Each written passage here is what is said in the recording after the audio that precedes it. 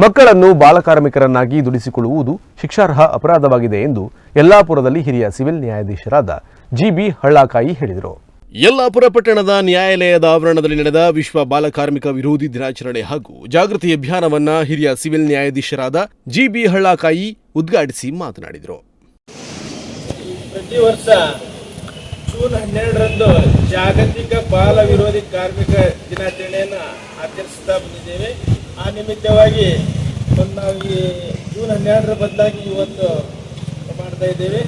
ಆದರೆ ಪ್ರತಿ ವರ್ಷ ಜೂನ್ 12ರಂದು ಮಾಡಬೇಕಾಗಿತ್ತು. ಅನಿವಾರ್ಯ ಕಾರಣದಿಂದ ಇವತ್ತು ಮಾಡ್ತಾ ಇದೆ.